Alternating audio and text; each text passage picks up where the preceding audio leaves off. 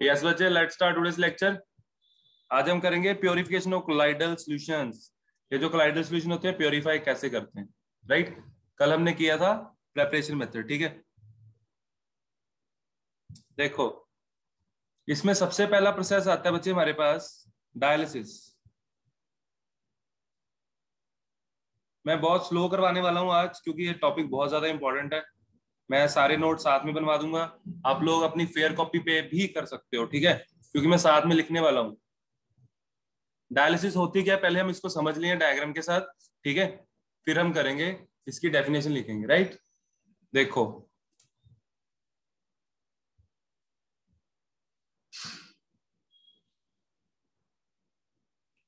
जैसे बच्चे हमारे पास ये बीकर है और इसमें हम क्या रखेंगे, सोल। सोल मतलब हमारा कोलाइडल सॉल्यूशन, राइट।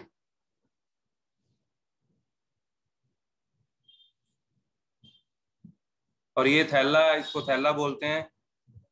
थैले को हमने टांग दिया, ठीक है। और इसके बीच में और क्या क्या होता है, इसके बीच में होते हैं क्रिस्टलॉइड्स। किसी को पता है क्रिस्टलॉइड्स क्या होता है? मैं गारंटी देता हूं गलत बोलोगे। कौन श्योर है, किसको पता है? एनीवन?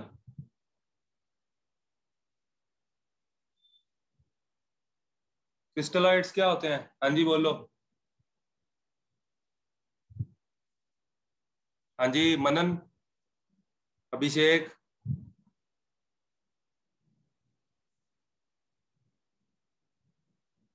प्रेषित,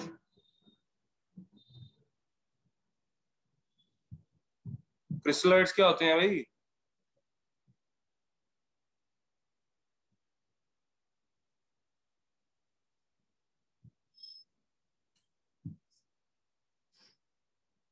किसको पता है? सृष्टि, सुमंत, जैनी, किसको पता है? कोलॉइड सॉल्यूशन के क्रिस्टल्स। क्लोराइड सॉल्यूशन में क्रिस्टल्स नहीं। देखो, क्रिस्टलॉइड्स जो नाम है ना, नाम से ऐसा लगता है कि क्रिस्टल बनते होंगे यार। नहीं, बिल्कुल भी ऐसा नहीं है। इसका क्रिस्टलॉइड से कुछ, इसका क्रिस्टल से कुछ लेना देना ही नहीं है, ठीक है। ये होते हैं ट्रू सॉल्यूशन पार्टिकल्स, ठीक है। क्रिस्टलॉइड्स होते हैं ट्रू पार्टिकल्स, ठीक है। मतलब कि कोलाइडल पार्टिकल से छोटे पार्टिकल, जो छोटी इंप्योरिटी होती है वो है, ठीक है। तो हम क्या करेंगे, ये आपके सामने देखो, ये this is parchment membrane, this is parchment membrane, ठीक है। और इस मेम्ब्रेन, इसके अंदर हमने क्या क्या रखा है, सोल रखा है। तो सोल के अंदर क्या क्या होगा, सोल पार्टिकल्स होंगे, यानी कि कोलाइडल पार्टिकल, और क्या होगा, और क्रिस्टलॉइड्स होंगे, ठीक है बच्चे। तो आप लोग बताओ, परचमेंट मेंबर से क्या बाहर आएगा, किसके चांसेस होंगे बाहर आने के, कोलाइडल पार्टिकल या ट्रू सॉल्यूशन पार्टिकल? बड़ा पार्टिकल बाहर आएगा, छोटा पार्टिकल बाहर आएगा? सिंपल, छोटा सॉल्यूशन। छोटा। छोटा पार्टिकल बाहर आएगा, वेरी गुड, ठीक है। तो छोटा पार्टिकल है ये क्रिस्टलॉइड, क्रिस्टलॉइड बाहर आएंगे। तो इसके लिए हमने क्या करना है, यहाँ पे मैं इसको इरेज कर देता हूं, दोबारा बनाते हैं।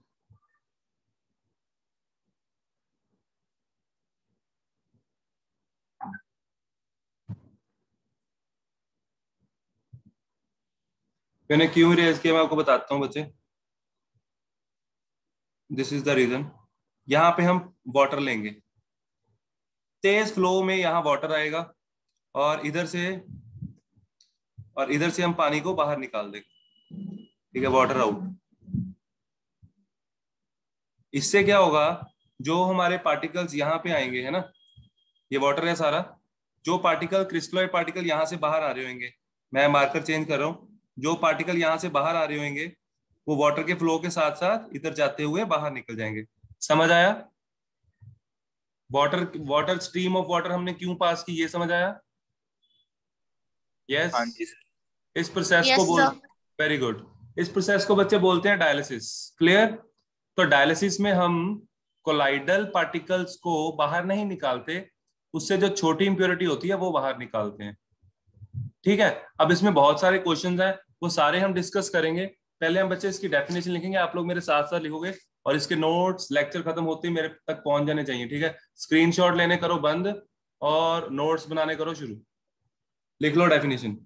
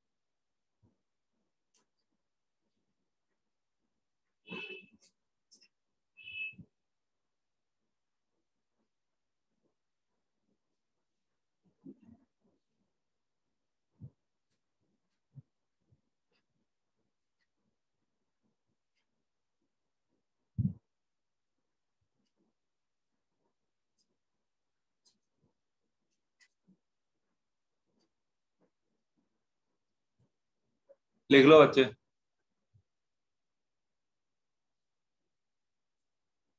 This is dialysis. और डायलिसिस का प्रिंसिपल क्या होगा? प्रिंसिपल यही है कि जो मेम्ब्रेन है उसमें से कोलाइडर पार्टिकल बाहर नहीं निकल सकते, ट्रू पार्टिकल्स बाहर निकलते हैं, ठीक है। कर लो नोट। हाँ जी, नोट हो जाएगा, मेरे को बता देना, आगे चले। नोटेड।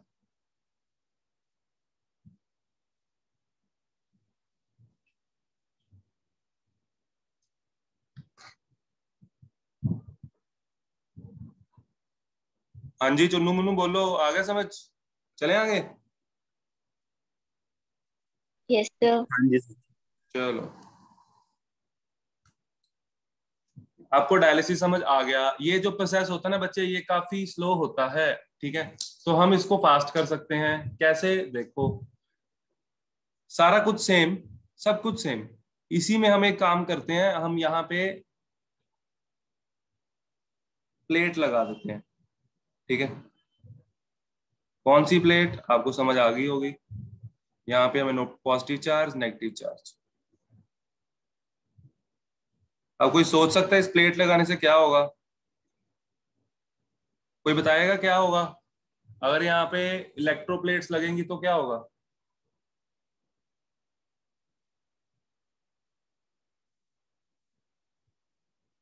इसे बोलते हैं इलेक्ट्रोडायलिसिस। हाँ जी मनन जी, क्या होगा? Justin, Komal, what will happen?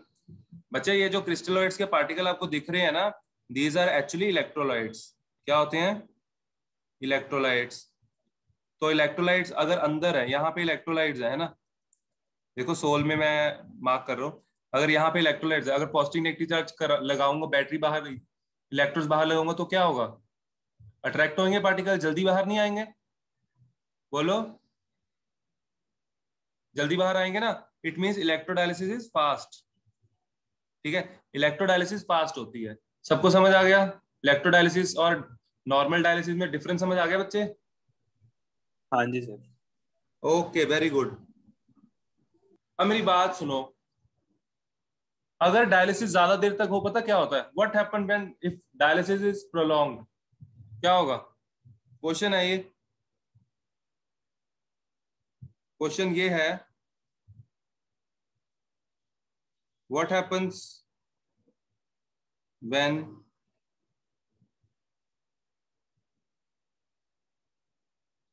Dialysis is prolonged? Dialysis को अगर ज्यादा देर तक किया जाए तो क्या होगा? ये वैसे आगे जाके आता है टॉपिक, लेकिन हम यहाँ पे कर सकते हैं। तो कोएगुलेशन हो जाएगी, ठीक है।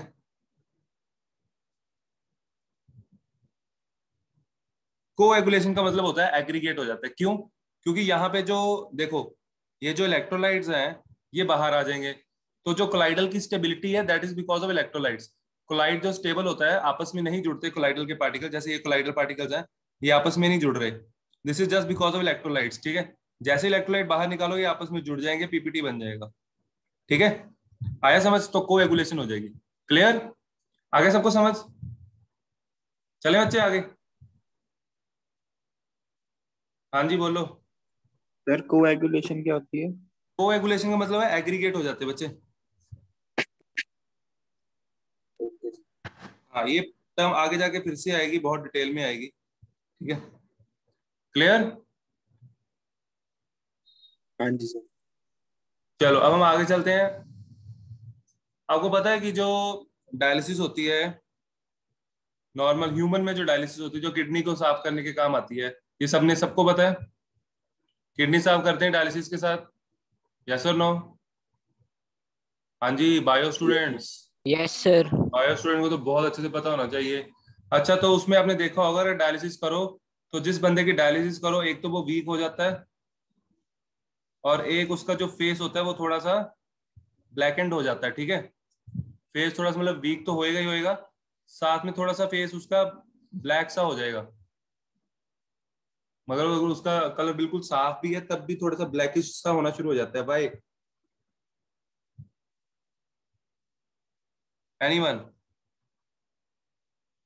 डायलिसिस में ब्लड साफ होता है, ठीक है, तो ऐसा क्यों होता है? ब्लड साफ हो गया, ठीक है, तो बॉडी वीक क्यों होती है और फेस में वो उतना ग्लो नहीं रहता? बायसो,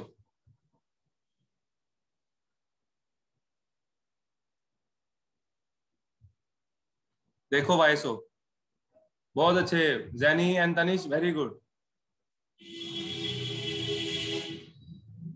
लगता है kidney nephron, woman capsule,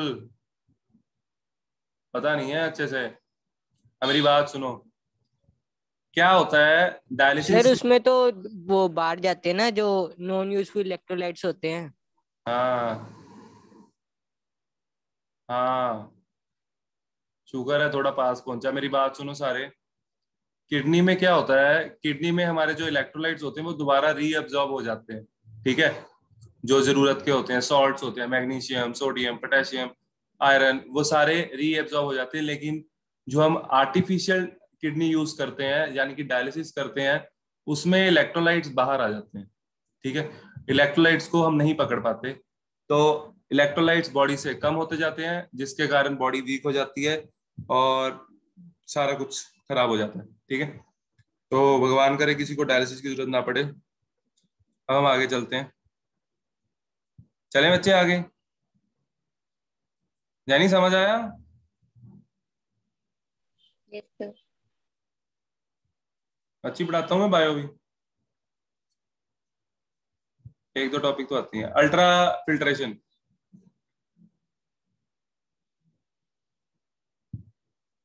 filtration, ultra filtration, क्या फर्क होता है? देखो इसमें क्या करते हैं। साइज का फर्क होता है। हाँ बिल्कुल सही, साइज का फर्क होता है। देखो इसमें हम इम्प्रेग्नेट करते हैं इसको, मतलब कि लेयर के ऊपर लेयर चढ़ाते हैं। जैसे ये पोर साइज है, दिस इज पोर साइज है ना, तो इसमें हम अभी जीरो काटी खेलने वाले हैं। देखो ये पोर साइज कितना छोटा हो गया, अगर इसके ऊपर मैं एक और लेयर ऐसी चढ़ा दूंगा तो वो और छोटा हो जाएगा, है ना? तो मतलब कि जितना भी मेरे को ग्रेड, इसको ग्रेडिंग बोलते हैं, this process is known as grading. तो फिल्टर पेपर किस ग्रेड का चाहिए, किसको फिल्टर करना है, तो वो डिपेंड करता है। ठीक है, तो इसमें हम पहले एक डेफिनेशन लिखेंगे, इसमें थोड़ी सी थ्योरी है, वो भी वो चलो आप नोट्स में से लिख लेना, वहां लिखी हुई है, मैं समझा दूंगा। ठीक है, राइट डाउन डेफिनेशन।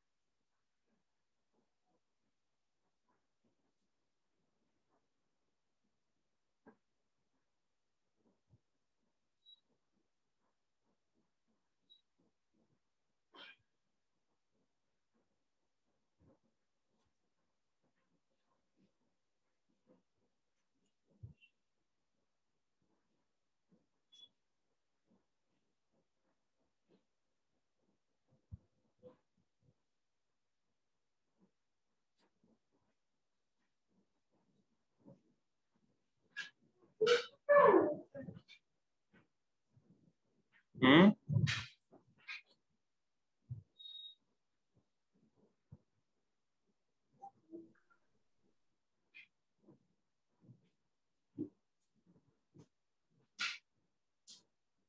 लिख लो भाई।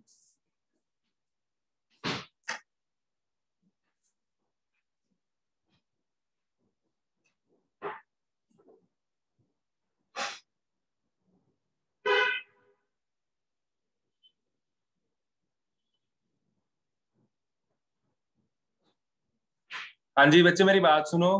जो कोलाइडल पार्टिकल होता है, it can easily pass through normal filter paper, ठीक है। तो नॉर्मल फिल्टर पेपर से ये इजिली पास हो जाएगा। तो फिर हमें क्या करना है,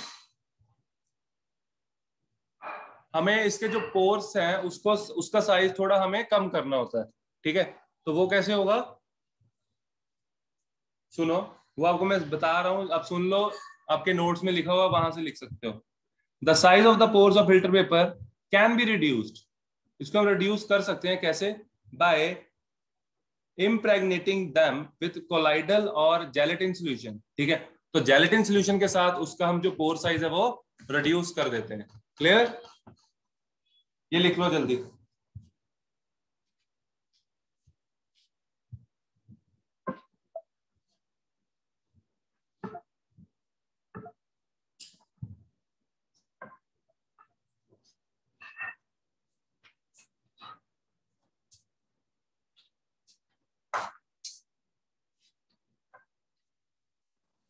हाँ जी बच्चे, डन।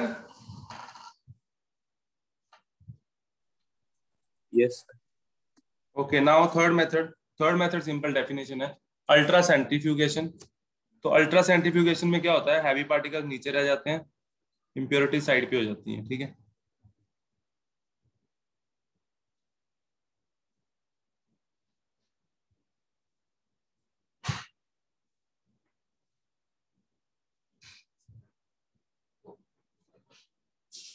राइट, इस मेथड में क्या होगा, in this method colloidal sol is taken in a tube which is placed in ultra centrifuge, ठीक है।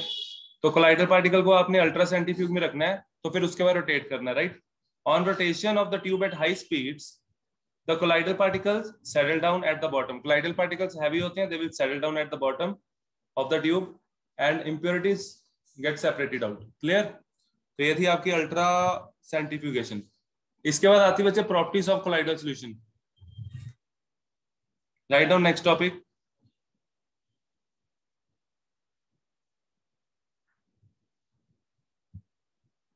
इसमें मैं आपको नहीं लिखवाऊंगा, इसमें आपको समझाऊंगा सारा, पॉइंट्स लेंथी हैं, ठीक है। सबसे पहले आती है फिजिकल प्रॉपर्टीज, सिंपल है सारी।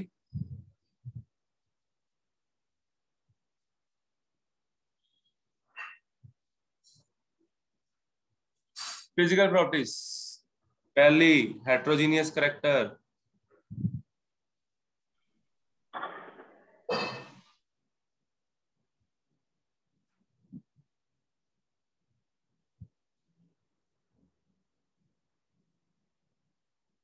हेट्रोजीनियस होते हैं, ठीक है।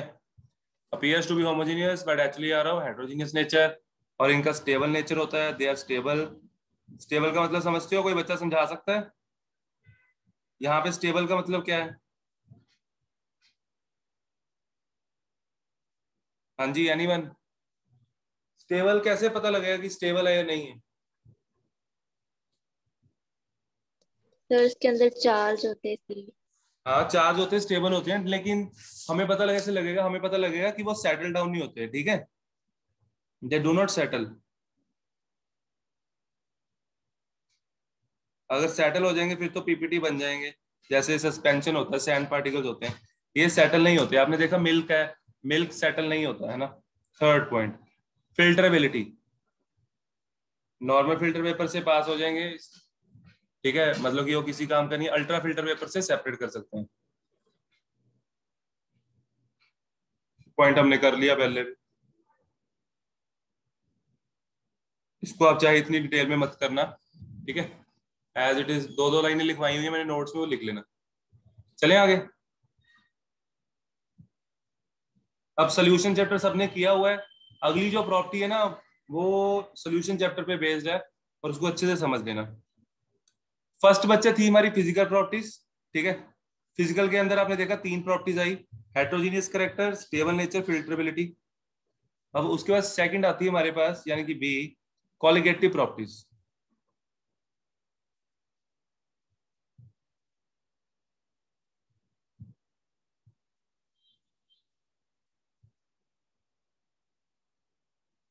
कोई बच्चा बताएगा कॉलिगेटिव प्रॉपर्टीज का यूज क्या होता है?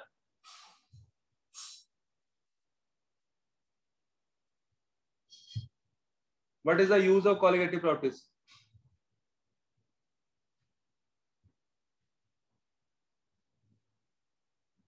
हाँ जी बोलो बच्चे।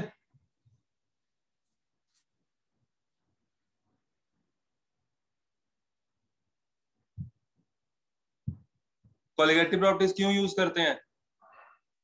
टू कैलकुलेट मोलर मासेस, ठीक है। मोलर मास कैलकुलेट करने के लिए यूज करते हैं। लेकिन आपको पता है कि जो कोलाइडल सॉल्यूशंस होते हैं उनका मोलर मास बहुत ज्यादा हाई होता है, राइट। तो क्वेश्चन यहाँ पे आता है एक, आप लोग क्वेश्चन बाद में लिखना। विच कॉलिगेटिव प्रॉपर्टी, आंसर सबको पता है इसका, which colligative property is used to calculate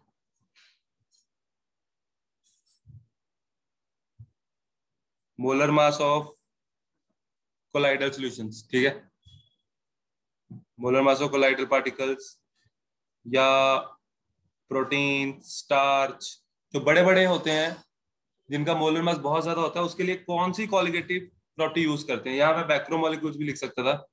which colligative property is used to calculate molar mass of macromolecule particles? हाँ जी बताओ जी आंसर। अभिषेक ये क्या है? सर वो गलती से हो गया था। अच्छा आंसर बता दो इसका फिर। Osmotic pressure. हाँ इसका आंसर ऑस्मोटिक प्रेशर है। क्यों है? सर वो पार्टिकल्स के बारे में बताया है ना। भाई हम ऑस्मोटिक प्रेशर के साथ ही मोलर मास कैलकुलेट करते हैं इसका, कोई दूसरी प्रॉपर्टी क्यों नहीं ले लेते? बताओ जी। Why not molar any mass other थोड़ी ना property? कैलकुलेट करते हैं।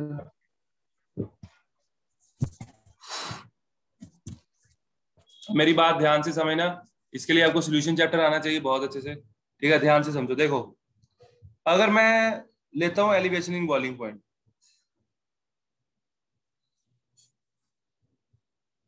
ठीक है, ये तो इसमें क्या होगा, delta t b equal to k b m. M होता है given weight over molar mass, molar mass of sorry given weight of solvent into 1000, ये फॉर्मूला होता है। हमें निकालनी ये चीज, ठीक है। And this is inversely proportional to colligative property. और जितना मोलर मास ज्यादा होगा एलिवेशन उतना कम आएगा, सही है। और अगर आपने एक्सपेरिमेंटली कैलकुलेट किया इसको, मान लो डेल्टा टी भी आ रहा है 0.001, क्योंकि ये बहुत ज्यादा है तो जो इसमें एलिवेशन बहुत कम आएगा, तो ये वैल्यू हम काउंट नहीं कर पाएंगे, ऑब्जर्व नहीं कर पाएंगे। This value can not be calculated और ऑब्जर्व, है ना। तो अगर ये गलत, अगर हमने इसको गलत ऑब्जर्व किया तो हमारा एमबी भी क्या आएगा, गलत आएगा। बात समझ आई? बोलो बच्चे।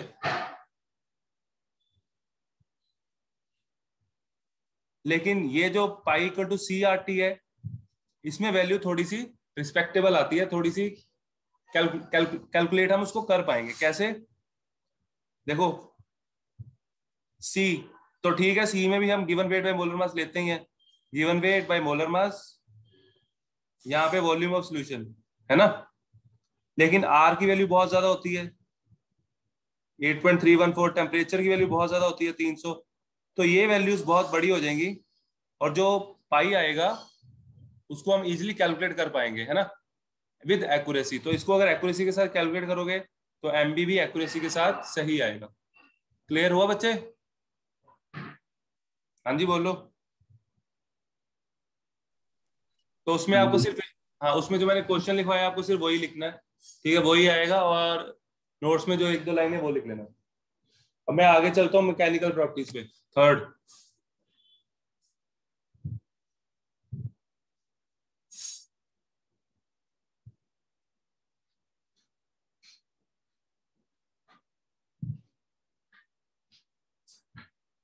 मैकेनिकल प्रॉपर्टीज में कुछ नहीं है, पहले है Brownian moment,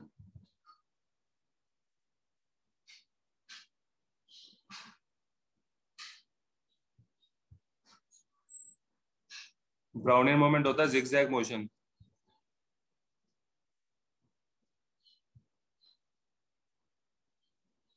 zigzag motion of particle, ध्यान से समझना इसको। जैसे ये बीकर है, बीकर के अंदर जो पार्टिकल्स होते हैं वो एक दूसरे के साथ टकराते रहते हैं, ठीक है, और यही इनकी स्टेबिलिटी का कारण होता है। एक दूसरे के साथ टकराते रहते हैं लेकिन कभी भी नीचे नहीं बैठते। तो ये जो जिगजैग मोशन है बच्चे, इसको हम क्या बोलते हैं? Brownian moment. Clear? Now second property है हमारे पास diffusion. The sol particle diffuse from higher concentration to lower concentration, higher concentration से लोअर कंसंट्रेशन डिफ्यूज होंगे। सेडिमेंटेशन, सेडिमेंटेशन कब होएगी? जब कोई कोलाइडल पार्टिकल हैवी हो। सारे पार्टिकल सेडिमेंटेशन शो नहीं करते, राइट? इसके बाद आती है fourth properties, that is optical properties.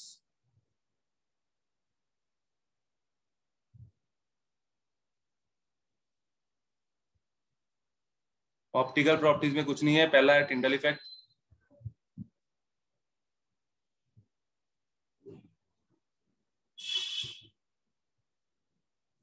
Tyndall effect show करेंगे अगर मैं लाइट पास करता हूं। For example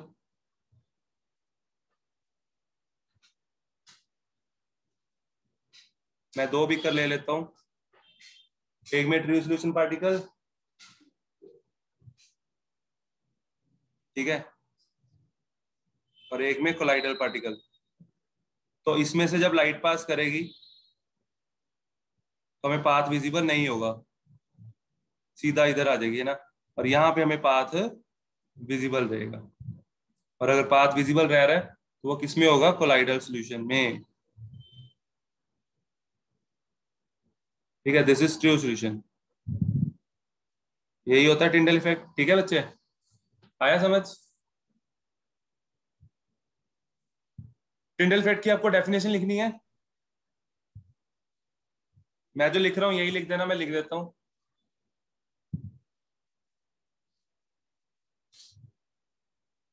The phenomena of scattering of light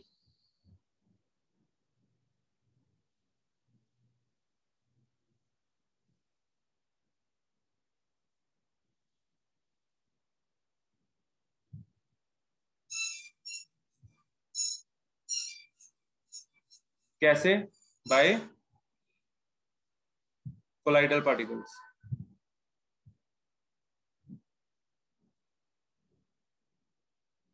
light कैसे स्कैटर हुई? By colloidal particle. तो उसे होगा क्या? As a result path visible हो जाएगा, as a result of which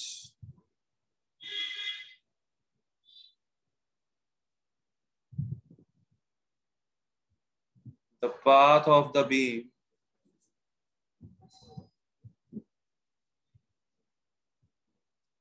becomes